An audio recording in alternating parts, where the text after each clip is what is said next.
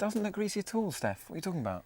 But so greasy. No, it's not. What if they think I'm a noob because of how greasy it is?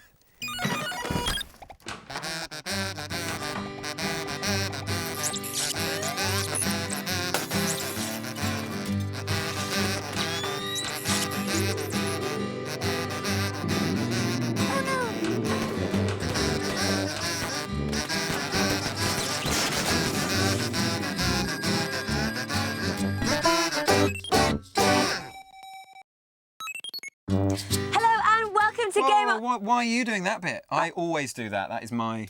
It's like, I've done that every week. I want to do that bit. Well, you've come in here, like, you've been in here for 2 seconds and suddenly you think you're... Is this because I'm a girl? It's not because you're a girl. We've done it with girls. Bossy. Coming up this week. Marvellously captivating or marginally camp and irritating. We give the definitive review of Marvel vs. Capcom 3 Fate of Two Worlds. Johnny and Nathaniel act up. This is Sparta! And we resolve the tiny matter of who is the greatest video game character of all time. Am I in vision for that bit? Why me? First though, remember Marvel vs. Capcom 2? If you don't, it was completely insane, like some sort of Technicolor kaleidoscope of karate channeled into your Dreamcast, then vomited into your face until you got a proper old-school gaming headache. 10 years on, it's just as fun. Are you having fun yet? Die, die, die! The character roster has been shrunk down a bit from 56 to 36, but there's still plenty to go around, and on the whole, they look brilliant. At least the Capcom ones do. I know, I kind of prefer the comic book. Like who? Spider-Man. Brilliant. Spider-Man. Noob. Crawler! Assault! Having fun yet? What is really nice to see is the return of some old-school Capcom characters like Beautiful Joe. Remember him? There are other old friends like Amaterasu from Okami and Sir Arthur from Ghosts and Goblins. It's a real trip down memory stick lane, and nice to see games companies still remember what made them great. It is nice, yes, but of course having obscure characters means having smug fanboys who are all like, I know who everyone is about all the comics dating back to 1900 and blah, blah, blah, and that is the downside. That's why JJ pays me the big bucks. That is the downside. So once you've found your favourites, you pick 3 characters that you'll be playing as in the game. They can be switched out at will to add strategy, can help join in with a few combos, or you can all team up to create one giant, screen-filling, brilliant pyrotechnic display. Eyes will bleed.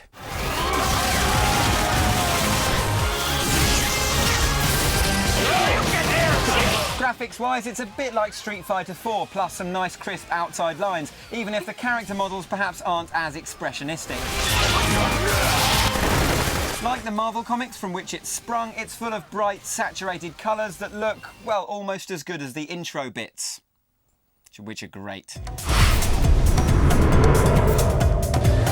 The controls are going to cause some controversy. Controversial controls, I like it. Do go on. OK, so hardcore gaming fans, fighting fans, love their complex controls, right? They love them like Vince Vaughn loves cakes. He loves cakes. He does love cakes. Now, this game provides a new mode that simplifies those complex controls. Hang on, noob mode. Well, it's not called noob mode, it's called simple mode, but, I mean, it makes it kind of accessible to all. Before anyone gets their panties in a twist, using simple mode does not allow you to do the massive combos you can pull off in normal mode, so it's not as if you're immediately going to be a great player the minute you switch.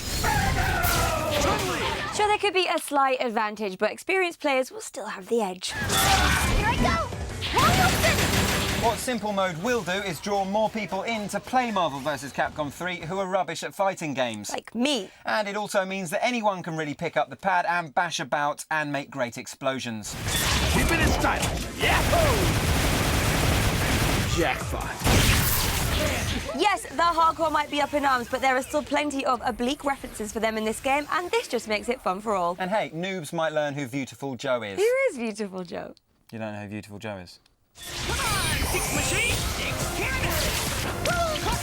Even on simple mode, there's still plenty to get to grips with. Switching characters at the right time and building the perfect squad to suit your style is vital to your success. And simple mode helps you cope while you get used to the game. Feel heaven's danger! In short then, unlike the title, Marvel vs. Capcom 3 Fate of Two Worlds is good fun, arguably more enjoyable than Street Fighter 4. It's a comic book fighting game that manages to cater for the hardcore fans while being accessible to newcomers who just fancy having a bash. The tag team gameplay, massive combos and control options make this a game to come back to. Highly recommended for all. Next up, we're off to Hollywood. Really? The Oscars? Not technically, well, kind of. Did you and Johnny play a movie game? Yeah, we did. Yeah. So, Steve, very good to meet you. Nice to meet you too. You Star 2, it's basically movie-oki. Yeah, I think that's one way of describing it.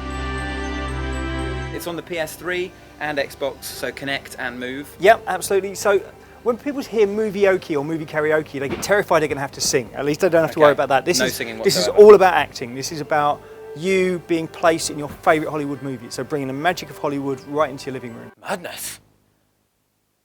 This is Sparta! Forgot there. What films do you have? I mean, you say you got your favourite films. How far do you go back? We've tried to build a collection of movies in the game that's got something in for everyone. So we've got everything from classics like Casablanca right the way through to contemporary classics like Kick-Ass and The Hangover, and pretty much every shade of grey in between. So Forrest Gump, 300, you name it, we've tried to get these kind of classic iconic moments from films.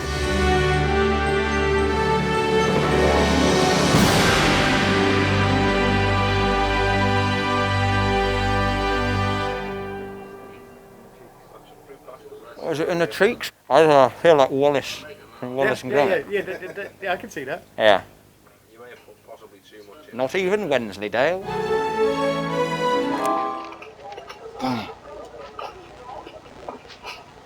You're available. I'm ready to eat. I'm left alone. I'm up and down the whole big show. They're gonna give you what you want. Too late. They start shooting in a week. I'm gonna make a monopoly again with you. Better? Cheeks are really drying out.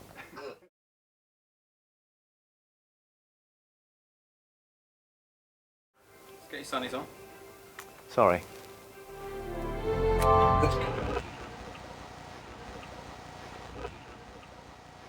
I'm a friend of Sarah Connor. I was told that she's here. Could I see her, please? Can't see her. She's making a statement. Where is she? Look, it may take a while. You want to wait? There's a bench over there.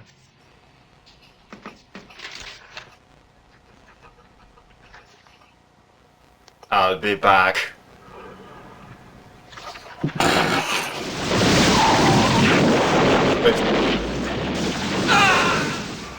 It's interesting. I would say don't give up my day job, but this actually is my day job, so it's quite worrying if I'm honest. 3 stars though.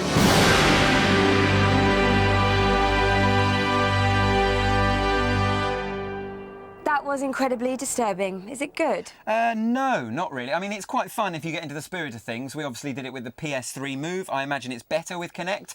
But technically, it is quite unimpressive and a little bit glitchy. Fun, though, and there is a good range of films. But can you do anything other than just repeat lines from films? Funny you should ask that, Steph. You can. There's a green screen option where you can do stuff in front of a green screen, pretend you're, I don't know, on a red carpet or outside the Hollywood sign. You can splice yourself in with films, so you can make up as if you're having a conversation with somebody from a famous film. And, of course, you can share it all online. It's very social network orientated, so you can share the fact that you made a tit of yourself with everybody in the entire world. Yay! Brand new, just bought it today. Can't wait to give it a spin later. The keepers of the world's records... Well, not the Office of International Statistics, Guinness. ...have announced the top 50 video game characters of all time. They have, and we were going to do a rundown of all 50. Then we realised that would be silly and a waste of everyone's time. Yeah, look, after this, I have to go make a cheese sandwich and then eat it. Yeah, for your sake, then we should probably just do a few of them. Top 5 it is! At number 5 is everybody's favourite big-haired, massive sword-wielding hero, Cloud Strife, of Final Fantasy VII fame. Number 4 is gruff-talking bandana fan Solid Snake. Why me? Snake, I'm counting on you. Die, Snake! At 3, it's Master Chief. Lloyd Grossman. Yes, Steph. Lloyd Grossman's at number 3.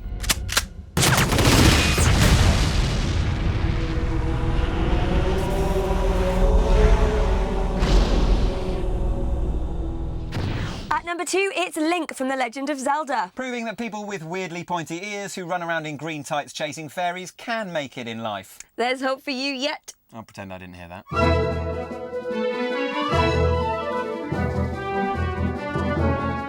Can I just point out that 3 out of the 4 characters so far in the top 5 have been mute? And your point is? Silence is golden. And number 1, the greatest video game character ever created, as voted for by 13,000 Guinness World Records readers, who we're sure we know can be trusted to know what they're talking about, is... It's me, Mario. Hello, it's me, Mario. Wahoo! And you're watching Game On, Mario's favorite. Yahoo!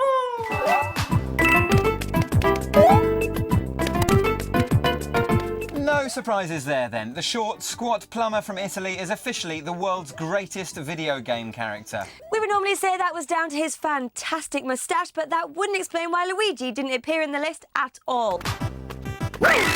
Yeah, sadly, poor old Luigi, Mario's younger, slightly less cool tag-along brother, was snubbed by voters. Oddly though, Princess Peach made the top 50, which hardly seems fair. Her one discernible quality, apart from being royalty, is repeatedly allowing a giant reptile to kidnap her. Yeah, what is so great about that? At least Luigi is corgi registered, probably. Still, could have been worse. Toad could have made the cut. Another classic pairing that were slightly lacking was a couple of characters from Street Fighter. Ryu made the grade, but his karate counterpart Ken was left out. We are taking this as a snub to blonde people everywhere. I know.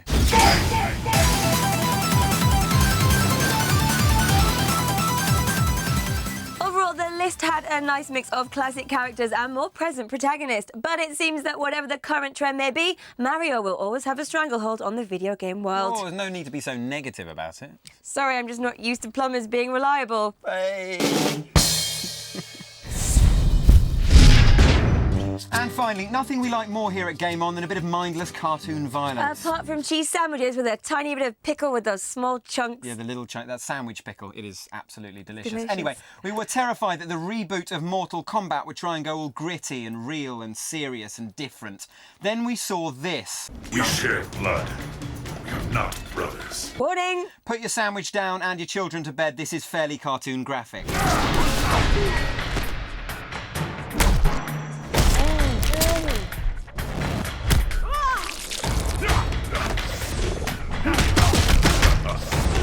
NetherRealm and Warner Brothers have been drip-feeding us Mortal Kombat teasers in preparation for a proper bloodletting beat-em-up bonanza come the game's release in April. Anyone that was worried it wouldn't give MK fans what they were bloodthirsty for can rest assured this is Mortal Kombat as we know and love it. With its tongue not only in its cheek, but rammed through its throat, out through its eyeball in a kind of finish him move, maybe pulled out, like twisted around its neck. That's it for this week. We're off to make gold from 2 slices of white bread and a hunk of dairy. You are actually obsessed. More gaming goodness next week. You don't. It's because I'm a girl, isn't it? It's not because you're a girl. We've done it. Even if the character models perhaps. Dun,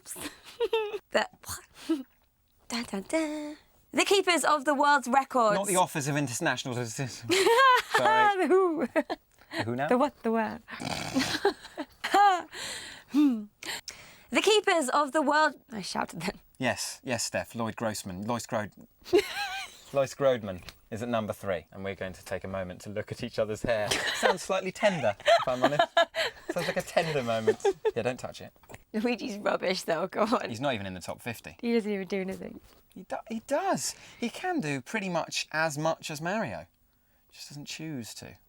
If anything, he's the unsung hero. Oh, Luigi. Bless him.